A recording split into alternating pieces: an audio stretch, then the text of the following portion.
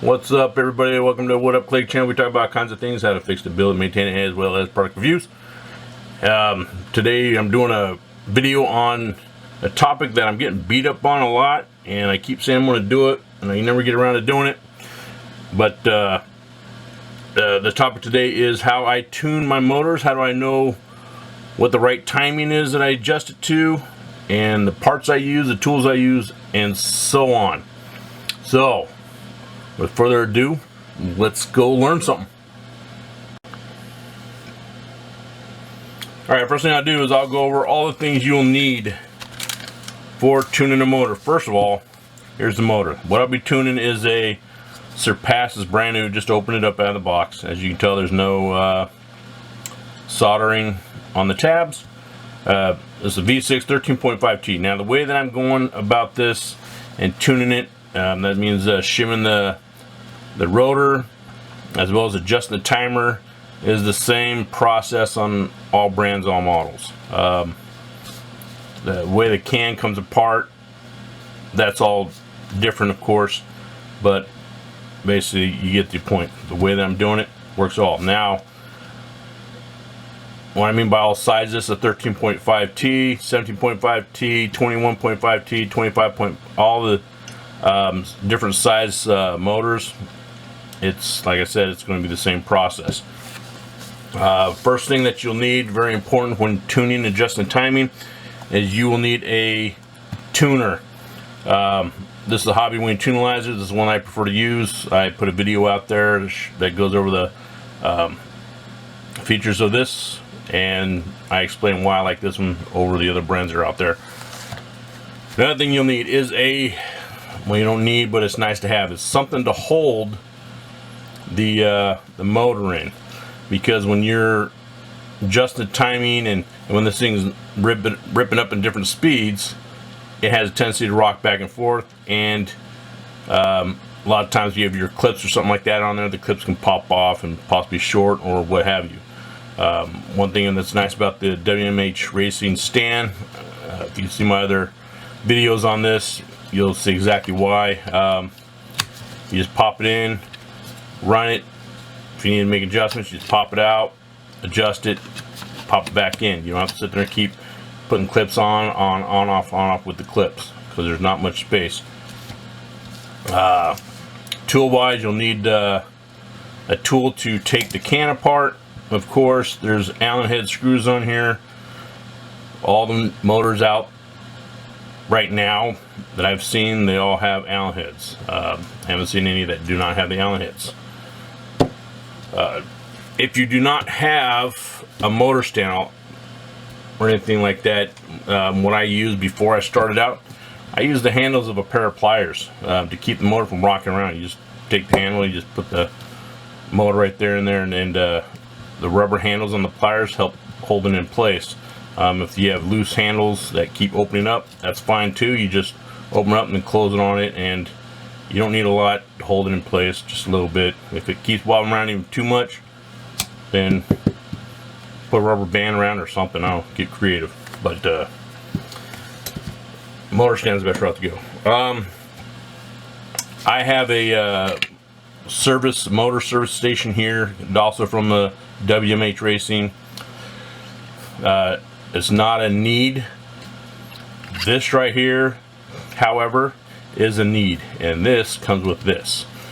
This is the rotor removal tool. What you do with this is, this right here helps remove the rotor out of this, which I highly recommend. I say you need it because when the rotor comes in and out of this, it doesn't just slide in, slide out. If you don't have this, one of these tools, and you put the rotor in there, because of magnetic force, as soon as you get within range of the coils here, it just sucks that sucker right in there and it slams it around inside. So you can damage this, you can damage your back plate, you can damage the motor, and also pulling out really hard. Now for shimming on the Surpass motors, and probably about 80%, 85, 90% of the motors out there, I've used the Trinity shims, universal shims, model number TEP 1157. I've used these shims. They work on the Surpass, they worked on I don't know, there's just a ton of different motors out there. But what you could do is you can also just check with your check with the companies that you get the motor from. They'll tell you what shims to use, what size shims. So, all right, I think that's it with the tools. So let's go ahead and take this thing apart. And first thing we'll do is we will shim it.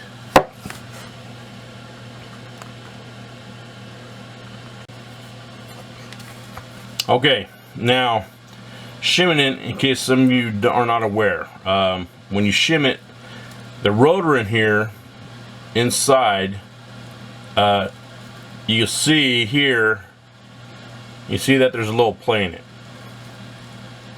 It's best to have less play than that, the least amount of play possible. You don't want it to have so little play that you can't, you should be able to move it just a hair. Reason behind that is the shims, when they get hot, they expand like anything else. Well, you don't want them to expand and cause friction, and then it becomes too tight in there, and then you end up losing RPM. So what we're going to do is we'll take it apart and then see if we can get some of that slop out. Now, what I have found with motors, you can put the shims in the back of the rotor, or you can put the shims in the front of the rotor. What I have found are the numbers are better, the motor becomes more efficient the closer you get it to the plate in the back.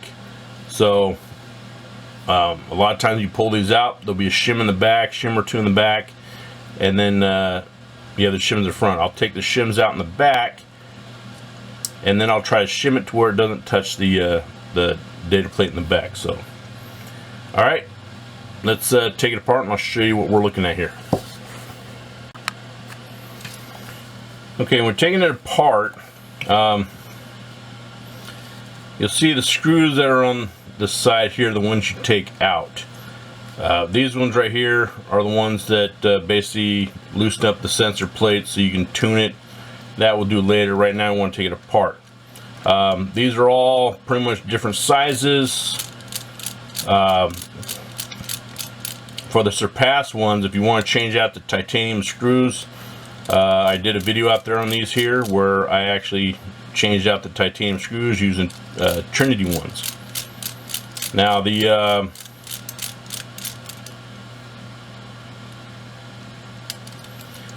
this screwdriver kit I'm using here is it's a Onyx screwdriver setup.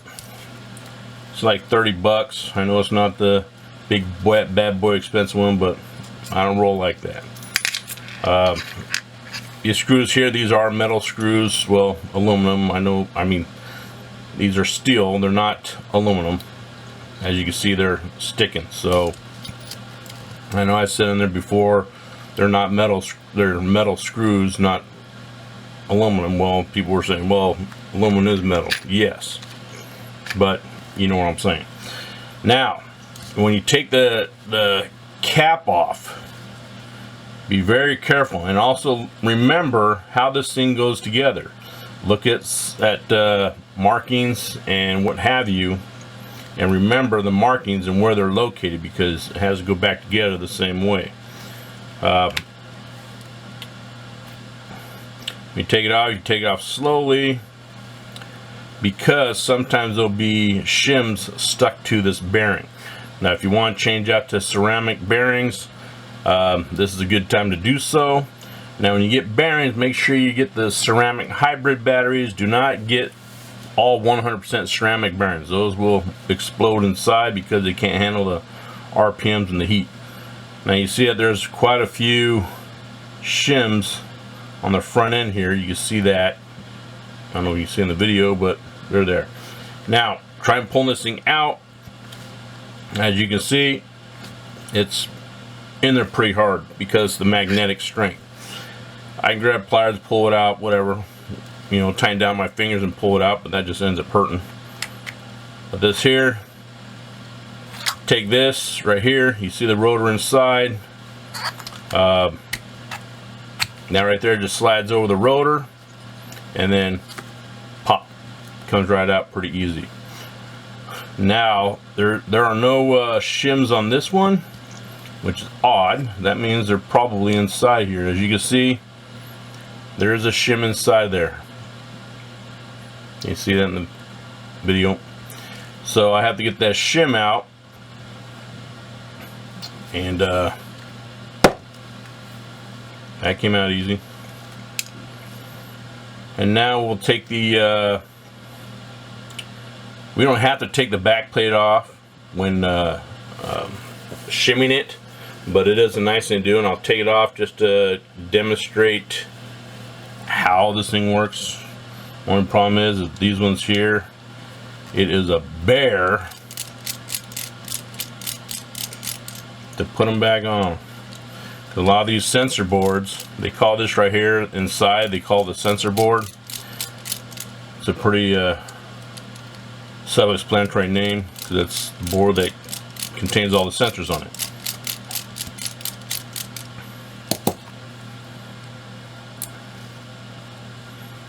Now you take this off, you have to be very careful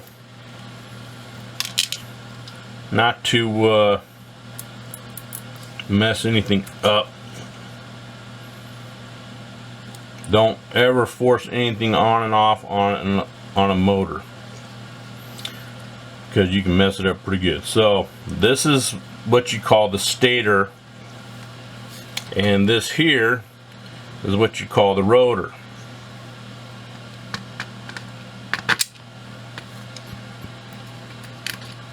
And this is a very, very powerful rotor. I'll tell you what, I'm gonna put that thing on the machine and find how strong that is, the rotor master. So again, stator. That rotor likes to attach to everything because it's a very strong rotor.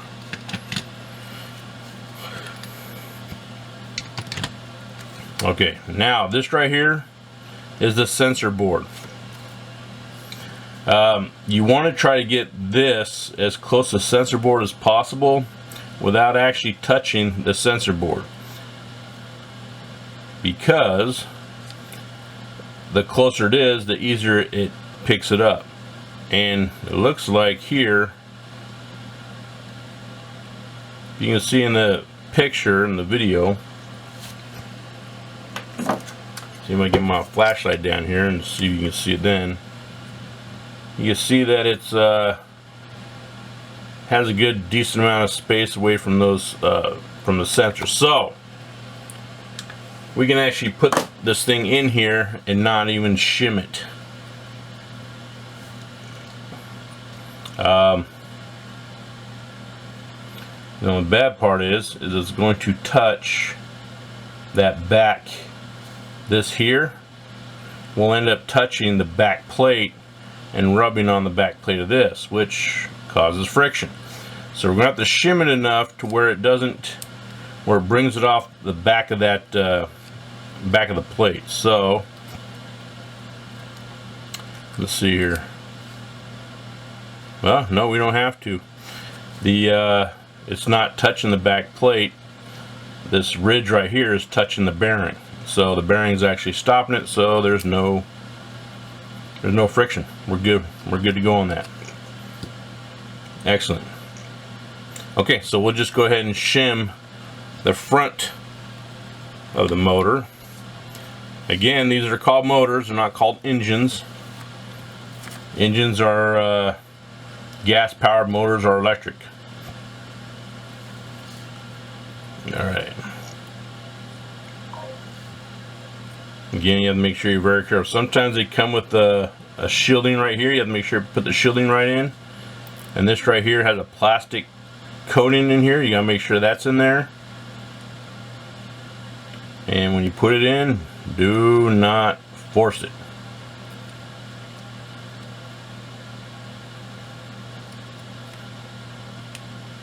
Alright. Everything looks good. I put these back in, but I'm not going to tighten these down too much because I am going to adjust the timing on this. So what I want to do is make sure that it's not over time. If you over tighten these things, you'll either snap the screw off or you will warp the board. And when you tighten them down, you have to do in a crisscross pattern, just like you do on a oil pan or what have you. I'm going to put that one in the wrong spot.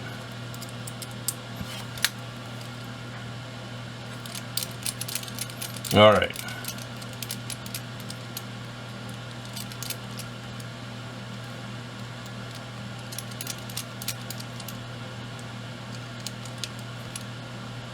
Okay, that's in. Okay, now shimming it. Now watch what happens if I don't have this tool right here. I'm going to demonstrate what happens when I try to put this in. See, I just like jerks in. Like out of control. Now if you're not holding it tight, the sucker will come right in your hand. Now the problem is trying to get it in that hole. There's that bearing down there. It's too hard.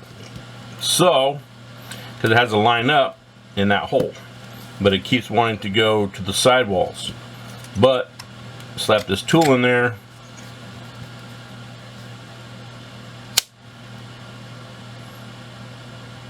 and there it is.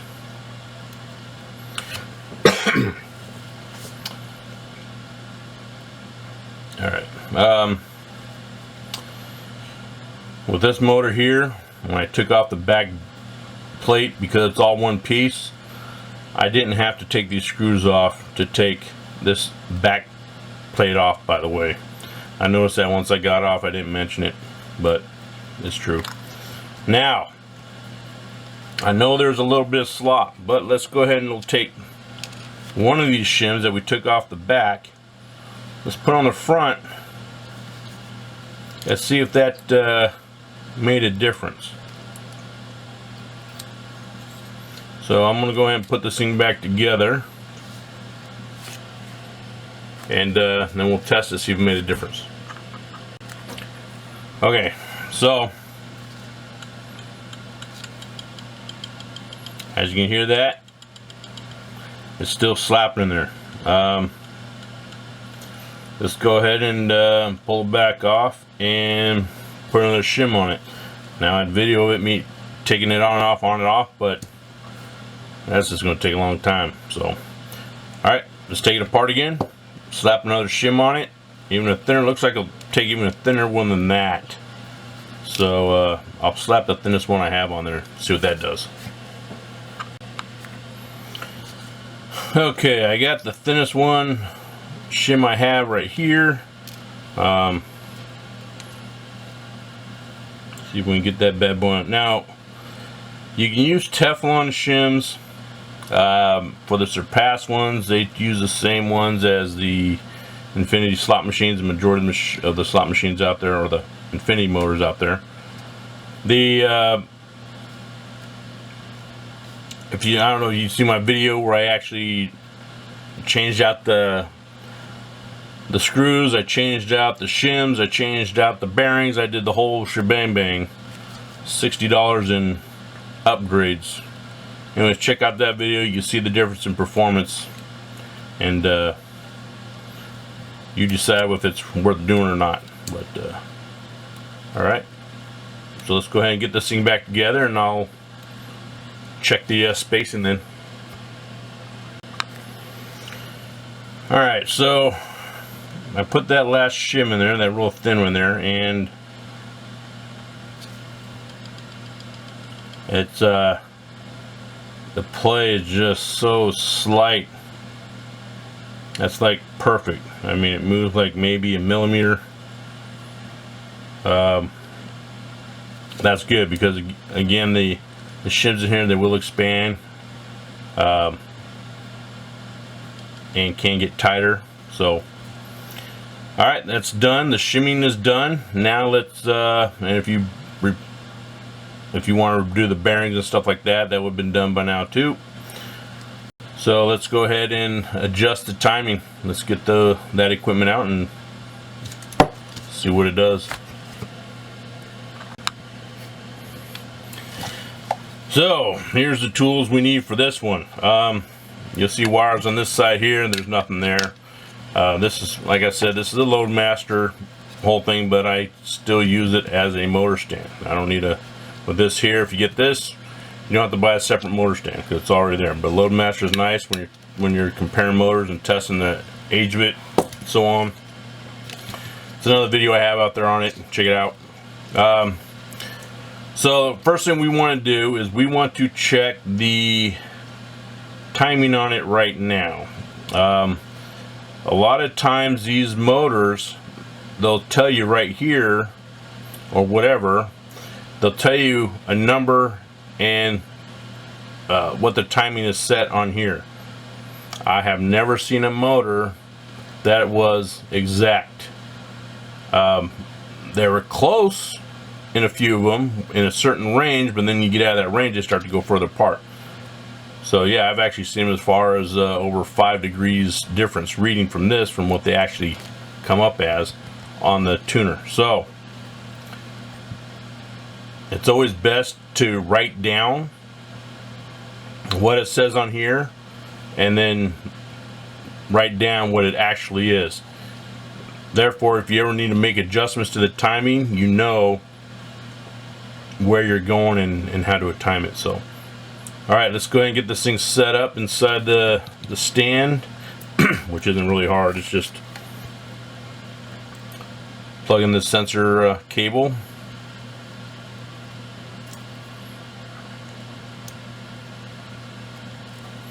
and then slap it in there. You put on this one here, we'll use manual. So, not manual, auto.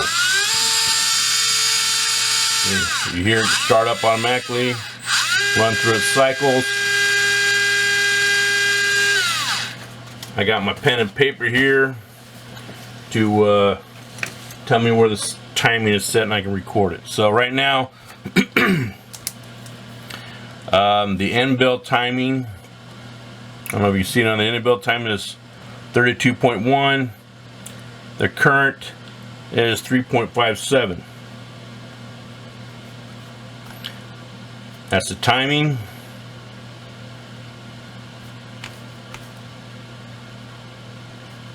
The amp load is 3.5. Now you could also copy down the kV,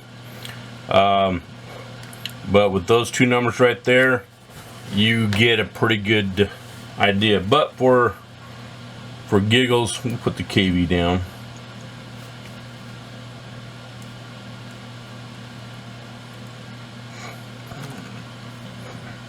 And then if you want to do the RPMs, you can do that as well. Now these down here, these here don't really matter too much when you're adjusting timing. They're just basically there to help show you how clean your motor is. Oops, I didn't mean to do that. So I'm gonna run through another cycle real quick.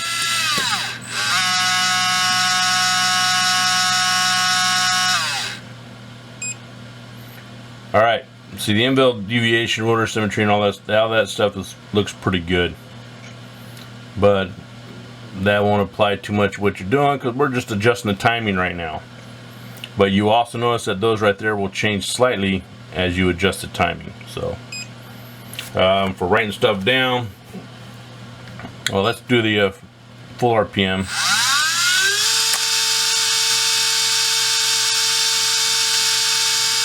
I have 26,800 bouncing around, so I'm just putting on 26,800. All right,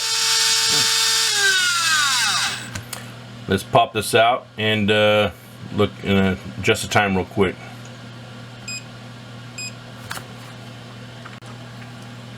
So you see on here is the arrow. Now the big line here, I don't know if you can see in the picture in the video, but it's a 30. This right, the computer says actually, the tuner says it's actually running at 32.1.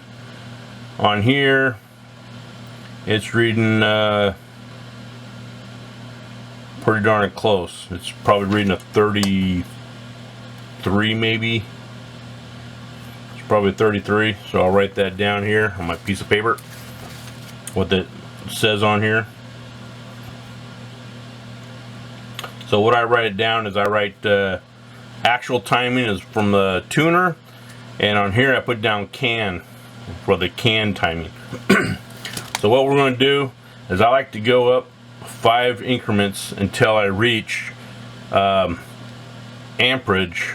When you see the amp spike up between 5 and 6, that's when I'll start going up or down 1 degree, just to try to keep it within that area.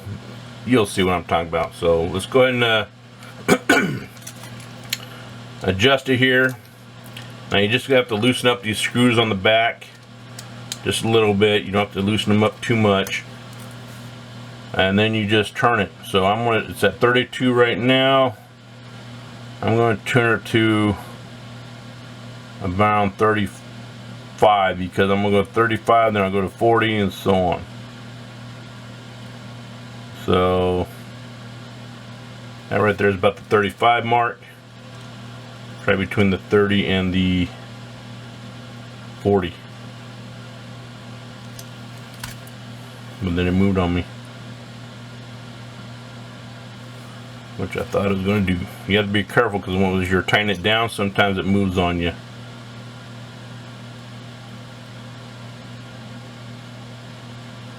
Oops. And also, if you think that, oh, I'll just I won't tighten the screws down, I'll just loosen up and turn it, and then test it, and then turn it, that won't work, because the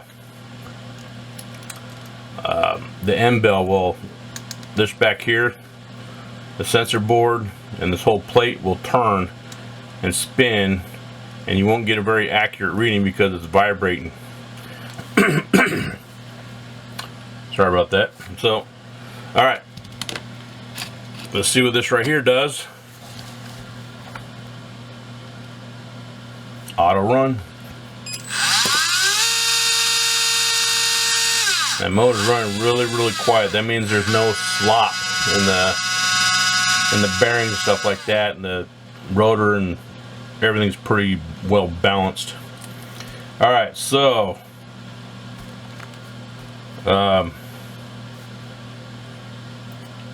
can reading is a 35. So I have the end bell reading is 39.1. Now, as I mentioned, I only went up like 3 degrees on the can, but here it's saying I jumped up to darn near 7 degrees, because it's 32.1 before, now it's 39.1. Amperage, the current 4.09. That's about half amp that jumped. kV is 3666. And then we'll run the RPM. Let's see if any of this stuff changed. Nope, nothing changed. Manual. RPM is 27,500. All right, let's bump up another 5 degrees and test it again. Okay, I don't know if you can see it on there, but I have it right here in the can. It's almost exactly, I mean, it's a hair off, but that's the 40 degree mark on here. So slap this bad boy in. Let's see what it does.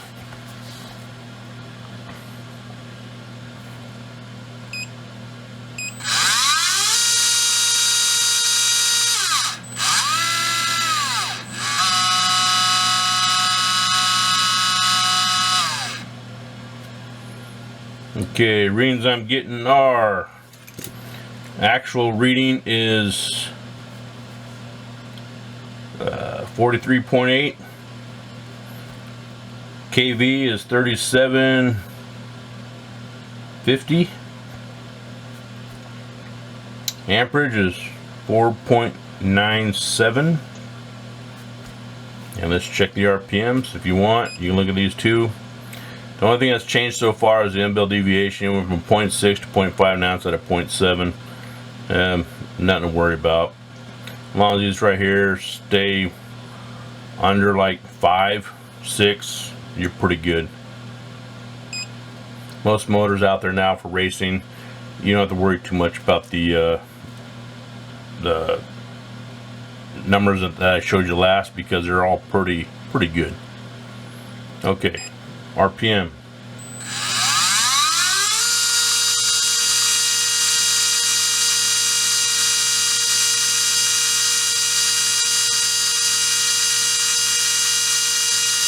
All right, about 28,300 RPMs, and we're reaching at the 4.97 amps, which is almost 0.9 amps higher than before.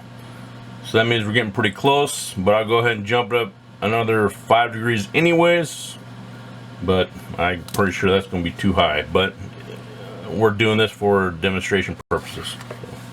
All right.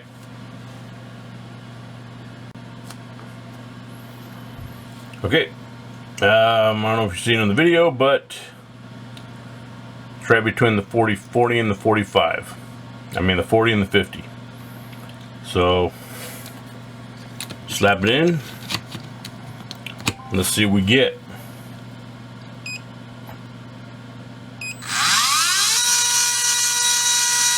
That bad boy's screaming right now.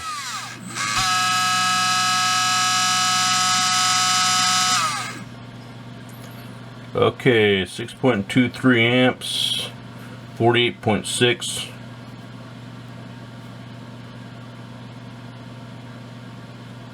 40.6 degrees, 6.23 amps, 3857, and let's go into the manual, check the RPMs.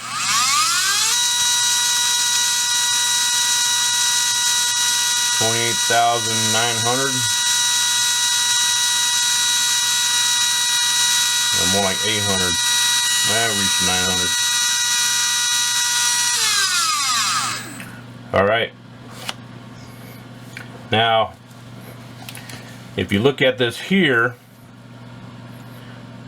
we started with 3.57, then we went to 4.09, so that jumped up about 0.5 amps.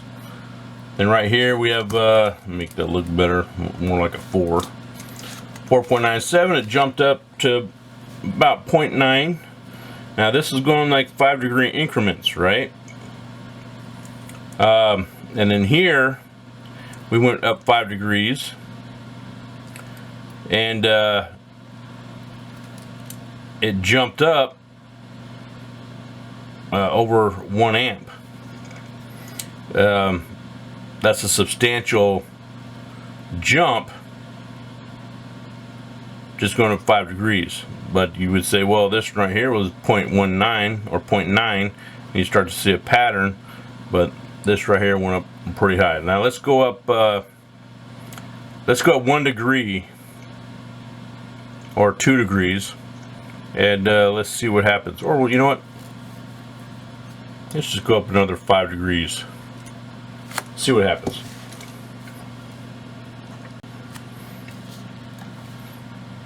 Okay, hopefully you can see that. It's about 50 degrees on the can. Let's take a look at those numbers.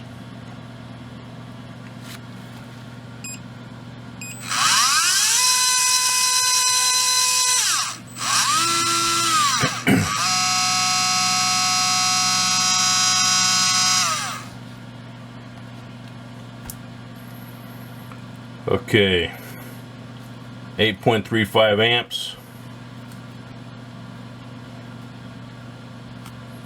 That's at 53.4 kV, 40, 39,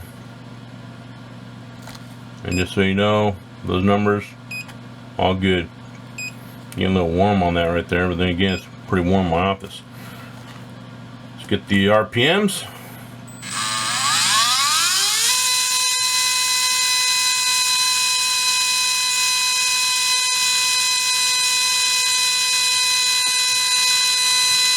About 30,100. Now, you look at the numbers here. We jumped up 2%. I mean, 2 amps right here. We went 5 degrees from 70. Why does this say 48? Okay, look at this, is 78 there %. From here to there, about 5 degrees. Again, you notice a pattern between here and here. It jumped 2 amps. That's a substantial jump. Where you have the other numbers are not really benefiting too much. So let's go ahead and see where this the big amp jump is between these two, or between these three. So let's go ahead and back it down to, let's try to get somewhere around 45 degrees, actual 45 degrees, and see what that number comes up with. So what I'm going to do now is I'm going to go through, I'm just going to do a bunch of different runs. You got an idea how I'm doing it. Then at the end, when I find the spot, I'll go over my numbers and explain them to you on the differences, and basically you'll see how it is. I don't think there's need for watch an hour video just me tuning each individual degree, so it's time consuming. Alright, let's see what I can do.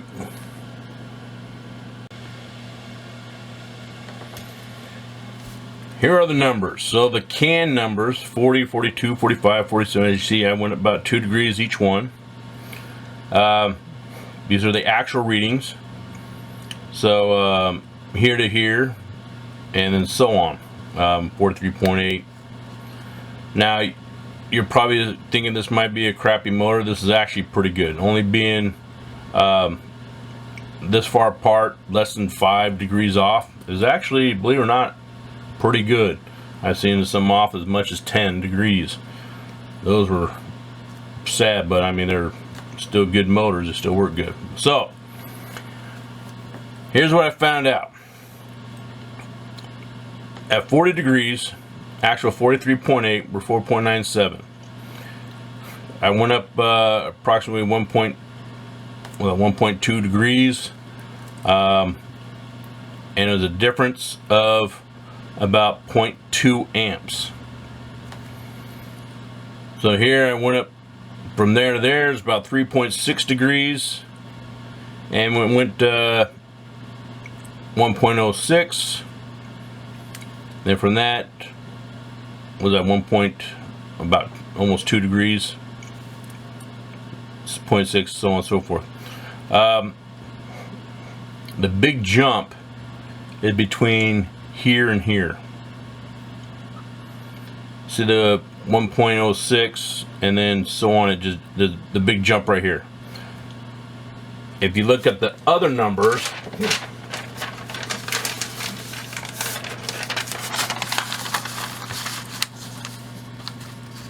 at 5 degrees, 5 degree intervals, the amperage did not jump 1 amp until we got to the 6 amp part, and boom, it jumped. And so we try to figure that out, and here you see it right here. So what this is saying is between this number and this number is going to be the sweet spot for the tuning. So you want to tune the motor between, basically, so it stays between 5.17 and 6.23. 5.17 might be the max. for this purpose, I would tune this motor to be approximately 42 on the can, 45 actual. And that would be pretty much a sweet spot. That would be the best spot for the motor. Anyhow, tuning a motor, that's pretty much what I find with all the motors I've tested in the past year. The ideal spot has been tuning the motor stay between 5 and 6 amps. So yeah, that's a good goal to go for, between 5 and 6 amps. Anyhow, I hope this video was beneficial for you. I hope you liked it. I hope you learned something.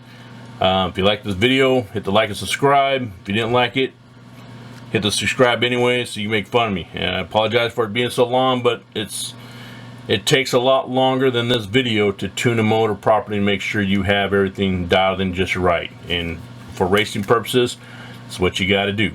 But anyhow, you guys take care, and we'll see you in the next video.